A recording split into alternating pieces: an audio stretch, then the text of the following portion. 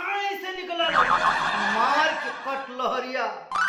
और फरमाइएगा, एगो लड़का हमरा बगल से बाइक पर साए से निकलल, कट मार के लहरिया, आगे जाके गिर गल कीचड़ में, आ मुहवा हो गए बानर जैसन करिया। मजा आई भैया बहन, औरो मजा आई। हम मनोज संग टाइगर लेके आयल बानी मनोरंजन के झीनी झीनी बदरिया, चैट भोजपुरिया लूटा लहरिया में, को पावर्ड बाय टाइड अल्ट्रा। शानदार सफाई अब मशीन में।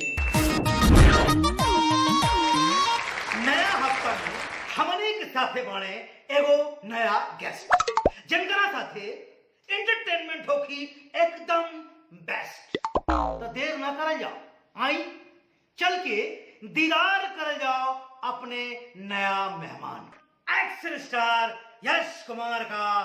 बहुत बहुत नमस्कार, प्रणाम। हम हैं यश कुमार और जी बाइस्कोप देखे वाला सभी दर्शक लोगों के यश कुमार के प्रणाम बाटे।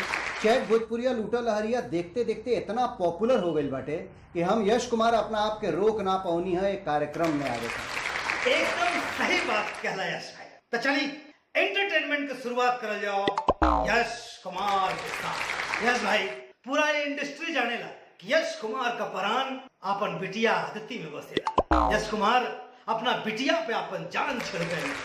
उनका हर जन्मदिन पर अपनी आवाज में एगो गाना निकाले अपना बिटिया खाते। ये लॉकडाउन में जब रहुआ अपना बिटिया से दूर रहनी हो, तब बेटी से दूर रहल कितना दुखदाई रहल। हमार बेटी हमार जान है। शब्दों में ये बयान करना मनोज भैया मुझे लगता है कि मेरे बस की बात नहीं है कि मैं अपनी बेटी से कितना प्यार करता हूँ, अपनी बेटी से कितनी मोहब्बत करता हूँ। पर्सनली यश कुमार के लागेला कि यश कुमार के जीवन सबसे ज्यादा सुखमय वो समय भइल जौने समय उनकी घर में उनका बेटी जन्म लिया। रहल बात गाना के, जब हमारी बेटी का पहला जन्मदिन रहे तो बहुत आलिशान तरीका से, बहुत धूमधाम से मन के मनौनी जा। फिल्म इंडस्ट्री के सभी लोग आयल रहे, सब सितारा लोग आयल, सब अभिनेत्री लोग आयल, सब कुछ न कुछ भेंट लेके आवेला। तब बदवा में देखनी कि महीना 2 महीना बाद सब भुला जाला कि के काल आयल रहल, के काल दिहल, सब भुला जाला। हम उस समय एगो बात सोचनी कि यश कुमार हम अपना बेटी के हर साल एगो ऐसा गिफ्ट दें, तो हम ओकरा बर्थडे पर 13 जून के हर साल अपनी बेटी के एगो गाना गावेनी बेटी खातिर, और उनमें बेटी का वीडियो डाल करके वो गाना के रिलीज करेनी, ताकि हमारी बेटी कल के 50 साल के हो जाओ और जब वो वीडियो देखे तो ओकरा को ओकर बचपन वैसे ही याद आवे अपने पापा के माध्यम से। अपना बेटी खातिर अगर हर बाप के एस भाई जैसे हो जाए विचार, तो सही कहता नहीं ये स्वर्ग बन जाए पूरा। तो यश कुमार भाई, अब हमार अगला सवाल, लेकिन ये सवाल हम ना, ये सवाल रउआ से केहू और पूछी, और सवाल पूछे वाले का नाम हो भोजपुरी चमकता हुआ सितारा अरविंद अकेला कल्लू। अरविंद अकेला कल्लू जी राव प्रोग्राम में बहुत बहुत स्वागत बा। आज ये प्रोग्राम में हमारे मेहमान बने एक्शन स्टार यश कुमार, और एक्शन स्टार यश कुमार से अरविंद अकेला कल्लू जी के कुछ सवाल पूछे को। तो बारी हो अरविंद अकेला कल्लू जी के। कल्लू जी, रउआ एक्शन स्टार यश कुमार जी से सवाल पूछी। यश भैया प्रणाम। अरे प्रणाम भाई, खुश रहा, गदगदाई रहा, मोटा जा मेरे भाई। यश भैया से हमारी सवाल था कि मार्केट या मॉल में घूमत फिरत अचानक आपके जोर से लाग जाओ और वो पब्लिक शौचालय में जाके हल्का हो लेनी। हल्का होखला के बाद मालूम चले कि उस शौचालय में ना पानी बा और ना टिश्यू पेपर बा, तो बाद वो क्या करूँ? अब का कहीं कल्लू बाबू, तारी सवाल गांव के बचपना याद दिया दियलस। जब हमन के 11-12 साल के रहल जाओ, हमरा याद बा शायद 12-13 साल का उम्र रहल हुई, 11-12 साल का, तो नदी हमन के यहाँ सूख जाओ, तो नदी सूख जाओ तो हमन के यहाँ, हमारे घर में 3 गो गाय रहली सब, तो हम गाय के लेके देवारा में चरावे जाए, जहाँ दूर दूर तक पानी के नामो निशान ना रहे। वो समय का हो कि मोर मैदान लग जाओ तो आदमी जाके झाड़ी में मोर मैदान करे और ढेला से चाहे पतई उतई लेके आदमी पोछ पाछ ले, वो घरे आके फिर पानी से नहाइल धोइल होखे। आज की डेट में भी अगर ऐसा होखे कि हम कोनो मॉल वॉल में जाई और अचानक से हमरा के मर मैदान लग जाओ और हमरा के हमर मैदान से निपट ली और ओकरे बाद हमरा के लागे कि या टिश्यू पेपर भी नहीं खे, पानी भी नहीं खे, त का करो? त भैया हर केहू के लगे इस समय रुमाल तो रहबे करेला, तो वह देहाती स्टाइल अपनाई, रुमाल ले साफ करब और फिर घरे आके नहाई धोई। अरविंद अकेला कल्लू, थैंक यू मेरे भाई ये प्रोग्राम में आवे खातिर, यस भाई से सवाल पूछे खातिर। यस भाई जी, अब हमार रउआ से अगला सवाल। भोजपुरी स्टार से ये इंडस्ट्री खाली है, एक से एक टैलेंटेड स्टार भोजपुरी में बढ़े, एक से एक खूबसूरत हीरोइन बढ़े। तो अगर मौका मिले तो रउआ कौनो भोजपुरी हीरोइन के डेट पे ले जाए और डेट पे ले गईला के बाद उनका की इम्प्रेस करेगा। मनोज भैया बड़ा चटकदार सवाल पूछले, बड़ा कॉम्प्लिकेटेड सवाल पूछले बड़ा। अगर कभी डेट पे लेके जाए के हुई तो हम निधि झा के लेके जाए। डेट पर ले गईला के बाद हम जैसन के जाने नहीं कि निधि के छोटी छोटी चीज में बड़ी खुशी मिलेला। उनके खातिर सुनसान जगह पर कोनो ऐसा हिल स्टेशन होके, जौना हिल स्टेशन के बाहर एगो ढाबा टाइप के होटल होके, स्ट्रीट में दोनों तरह के एगो कुर्सी रखी, एगो कुर्सी ए साइड में, एगो कुर्सी ए साइड में, बीच में टेबल पे एगो छोटा सा केक होके, ओमे एगो मोमबत्ती होके, ओकरा के जला के केक काटी और फिर कैंडल लाइट डिनर के व्यवस्था करी और हल्का सा म्यूजिक लगा के निधि झा खातिर एगो गाना गाई।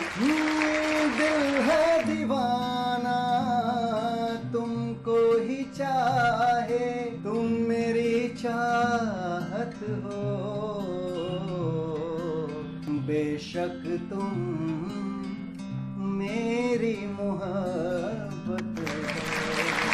अब टाइम रहा है वो मजेदार ब्रेक, लेकिन ब्रेक के बाद फिर से आए यश कुमार भाई जी के साथ आप लोगन के कुछ और सवाल सुनावे खातिर। कहे थे कि जारीबा जीवा स्कोप पे मस्ती का पहरिया और वो लोग देखत रही चैट भोजपुरिया लूटा लहरिया को पावर्ड बाय टाइड अल्ट्रा।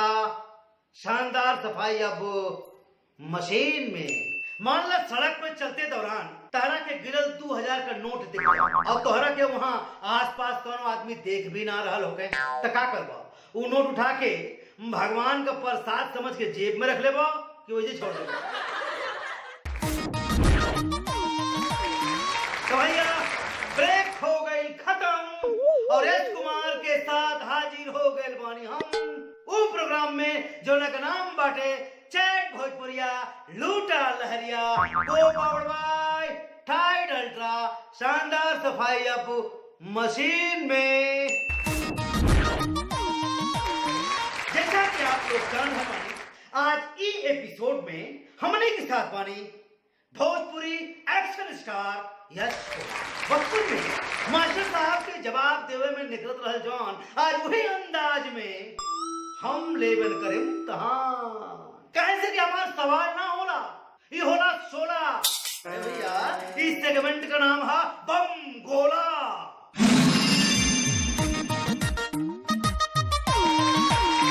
भाई हम करब रउआ से ताबड़तोड़ 5 सवाल। अगर कोनो सिनेमा में रउआ के कोनो मेढक के किस करे के पड़े तो ओकरा मुंह पे किस करब कि ओकरा सिर? कैसन सवाल पूछा तड़ा मारा। अगर हमार डायरेक्टर कहत कि भैया तोरा के सीन में, फिल्म के दृश्य में मेढक के चुम्मा लेवे के बाटे, तो वो डायरेक्टर के ऊपर डिपेंड करला कि डायरेक्टर बोलिए कि ओकरा मुंहे पर किस करे के बा त मुंहे पर किस करब, डायरेक्टर बोलिए ओकरी कपारे पर करे के बा मेढक के त कपारे पर करब। अच्छा यश कुमार भाई, खूबसूरत लड़की देख के पहला ख्याल मन में का? तो जब भी हम कोनो खूबसूरत लड़की देखब तो हम अपने आप से कहब कि यश कुमार एक बार प्यार भरी नजर से थोड़ी देर के लिए इस खूबसूरत से चेहरे को देख लीजिए, क्योंकि उसका निर्माण करने में उसके मम्मी पापा की बड़ी मेहनत लगी है, तो उस खूबसूरती की इज्जत हमें करनी चाहिए। हमने पानी काहे पिए नहीं जा? हमने पानी काहे पिए नहीं जा? पानी काहे पिए नहीं जा? हाँ, हमन के पानी ऐसे पिए नहीं जा कि हमन के पानी के खा ना सके नहीं जा। जब खा ना सके नहीं जा तब पी लेनी है, इस हमन के पानी पिए नहीं जा। मान ले रहा कोनो होटल में ठहरल बनी शूटिंग खातिर या शो करे गए बनी, तो होटल में जो शैम्पू, साबुन या तौलिया मिलेला तो ओकरा के ठाम के कितनी बार साथे ले आयल बढ़िया। हम जौना भी होटल में रुके नहीं, वो होटल में शैम्पू होखे, साबुन होखे, ओइजा का ब्रश होखे, हम लेके आ जानी। काहे लेके आ जानी कि होटल में जौन हमन के रुके खातिर भाड़ा लेला लोग, होटल के जौन रेंट होला, जौन चार्ज होला, वो चार्ज में वो शैम्पू भी जोड़ल जाला, वो ब्रश भी जोड़ल जाला, वो ककही भी जोड़ल जाला, वो हर चीज जोड़ल जाला जौन हमन की होटल की रूम में रखल रहेला। मान ला सड़क पे चलते दौरान तहरा के गिरल 2000 का नोट दिख गया और तोहरा के वहाँ आसपास कोनो आदमी देख भी ना रहल होके तो का करबा? वो नोट उठा के भगवान का प्रसाद समझ के जेब में रख लेबा? नहीं, हम बिल्कुल ओकरा के ना छोड़ो। 2000 रुपया हालांकि जेकर गिरल हुई दर्द ओकरा के जरूर हुई, लेकिन हम ना उठाई तो केहू ना केहू तो उठाई ले। और अक्सर हुआ भी है ऐसा कि मैंने उस पैसे को उठाया है, मुझे कई बार पैसे मिले हैं, मैं उस पैसे को उठाता हूं और ला करके किसी जरूरतमंद की मदद उस पैसे से कर देता हूं। भाई हमार सवाल रहे बवाल, लेकिन तू जवाब कहला एकदम सवाल और मनोरंजन के बरसात के साथ रउआ लोग देख रहे बानी चैट भोजपुरिया, लूटा लहरिया, को पावर्ड बाय टाइड अल्ट्रा, शानदार सफाई अब मशीन में। कुमार भाई के साथ आज कितना मजा आ रहा है, इनके साथ बदतही करके सवाल जवाब करके अलग ही मजा आ रहा है। यश कुमार भाई आप तो जिंदा दिल इंसान बनी। कोरोना के इस मुश्किल दौर में अपन मानसिक स्थिति के कैसे बैलेंस कैला, कैसे खुश रहला, कैसे जीवन आगे बढ़ौला, काजी बाइस्कोप के दर्शकन से कुछ शेयर करे चाहबो? एक कोरोना काल में इतने कहो कि भैया एगो हमन के ऐसन दुश्मन से लड़ता नहीं जाए जौन दुश्मन अदृश्य बा, जौना के देखल ना जा सकेला। चाणक्य की नीति के अनुसार अगर कहल जाओ तो दुश्मन जब दिखाई नहीं देता है तो वो ज्यादा बलशाली होता है। कोरोना से बचने का एक ही सुविधा है भैया कि हम लोग जितना ज्यादा हो सके सोशल डिस्टेंसिंग का पालन करें, अपने आप को साफ रखें, अपने मुंह पर मास्क लगाएं, हाथ को समय समय पर धोते रहें, जिसके पास सैनिटाइजर है वो सैनिटाइजर यूज करे, जिसके पास नहीं है वो साबुन यूज करे भैया। और योग एक ऐसी चीज है कि योग अगर आपने अपने जीवन में योग को उतार लिया तो आप हमेशा अच्छे रहेंगे। कुमार भाई के जैसे दिल बा वैसे इनके विचार बा, यही नाते तो दर्शकन के इनसे प्यार बा। अब देखी ना हम बैठल बानी आजमगढ़ अपना घर में, जी बाइस्कोप की टीम बैठल बा उमा मुंबई अपना ऑफिस और घर में, यश कुमार भाई बैठल बाने अपना गोरेगांव वाले घर में।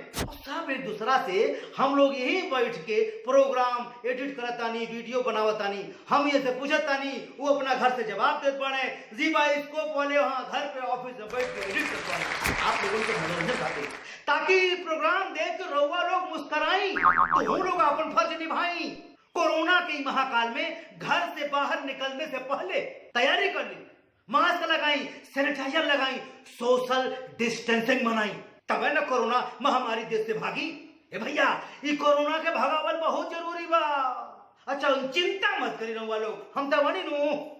अगला एपिसोड में अगला हफ्ता फिर भोजपुरी के एगो महान हस्ती के साथ लेके हाजिर हो, वही प्रोग्राम में जो रउआ लोग देख रहा बानी, वो प्रोग्राम जो का नाम बाटे चैट भोजपुरिया, लूटा लहरिया, को पावर्ड बाय टाइड अल्ट्रा, शानदार सफाई अब मशीन में।